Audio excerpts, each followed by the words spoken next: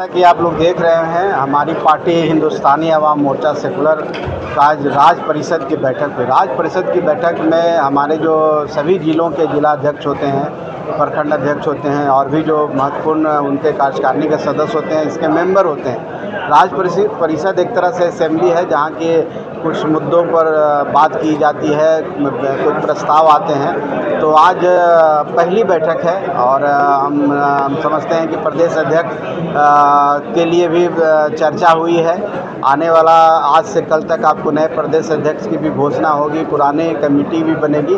तो एक तरह से आदेश लिया गया है आज राज्य परिषद में कि हम नई कमेटी का कैसे विस्तार करें, कैसे नए प्रदेश अध्यक्ष और कैसे मजबूत करें संगठन को, कैसे गांव पर हम गांव स्तर पर जाके वार्ड स्तर पर जा कर के पार्टी को मजबूत करें, कैसे अपनी विचारधारा को आगे बढ़ाएं। इन मुद्दों का आज प्रस्ताव लिया गया है और आने वाला समय में फिर हम लोग आएंगे, कार्यकारिणी करेंगे और विभिन्न कार्यक्रम की घोषणा भी करेंगे। झारखंड में किन मुद्दों को लोग के आप मजबूत करेंगे अपने संगठन? देखिए, हमारी जो पार्टी है गरीबों के उत्थान के लिए बनी है। हम गरीब पार्टी, जैसा कि जीतन राम मांझी जी उस समाज से आते हैं बिहार में जिसको भुइयां मुसर समाज कहता है, और एक बंधुआ मजदूर के बेटा होकर के बिहार के मुख्यमंत्री की चेयर पर भी बैठे हैं। हम उन गरीबों के लिए, खास करके झारखंड में जो हमारे आदिवासी भाई हैं जो आज भी गरीब हैं और जंगलों में रहते हैं, चाहे बहुत पिछड़े हैं, उन लोगों के अंदर जो राजनीतिक भावना है कम है। राजनीतिक में जो अधिकार होने चाहिए उनके पास उतने नहीं है लेने के लिए।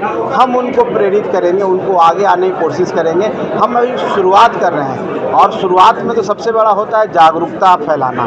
कैसे उनको जागरूक करें, कैसे उनको समझाने की कोशिश करें कि आप भी इस राज्य के वोटर हो, आपको भी उतना ही अधिकार है। तो हमारा सबसे बड़ा मुद्दा यहाँ है कि उन गरीबों को जागरूक करना, उन गरीबों को आगे लाना, उन गरीबों को मंच देना, उन गरीबों को आगे ला करके नेतृत्व देना, ये हमारा मुद्दा है और हम धीरे धीरे कार्यक्रम के माध्यम से करेंगे।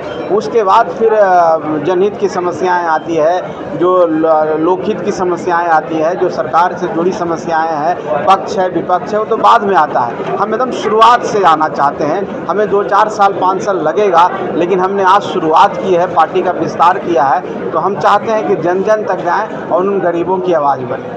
कैसे जाइएगा? कोई मोटिव है गांव में हर लोगों तक पहुंचने के लिए? देखिए, सबसे बड़ा संगठन होता है और संगठन की ताकत को आप भी समझते हैं। और कोई भी दल हो, आपका भी, आप जिस भी चैनल से, चाहे जिस भी चीज़ से नेतृत्व करते हैं, आप यहाँ के एक हैं, लेकिन पूरे भारतवर्ष में आपके अनेक होंगे और आपके ज़िला में भी होंगे। उसी तरह से हमारे कार्यकर्ता, आज हमने राज्य स्तर पर शुरुआत की है, हम आने वाला समय में जिला स्तर पर शुरुआत करेंगे।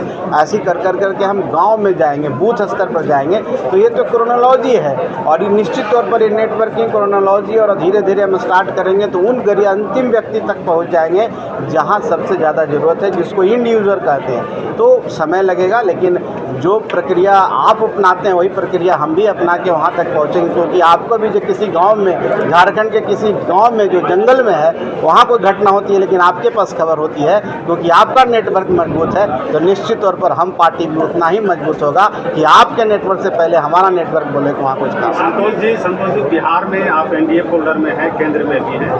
झारखंड में एनडीए फोल्डर के साथ चलेंगे या फिर अलग अपनी राह तलाश करेंगे? देखिए, हम अभी शुरुआत किया है, हम संघर्ष करेंगे, हम मजबूत अपने आप को बनाएंगे, संगठन स्तर पर मजबूत। मैं एक बात आपसे कह देना चाहता हूँ कि कोई राजनीति हो, कोई तरह का एमयू होता है, कोई इस तरह का जब एक दूसरे से गठबंधन होता है तो एक तरफा नहीं होता, दोनों तरफा होता है। हम कुछ देते हैं, हम उनको उनसे लेते हैं। हम अपने आप को इतना मजबूत करेंगे, संगठन का इतना विस्तार करेंगे और जब उस लायक होंगे तो निश्चित तौर पर उस पर भी बात करेंगे।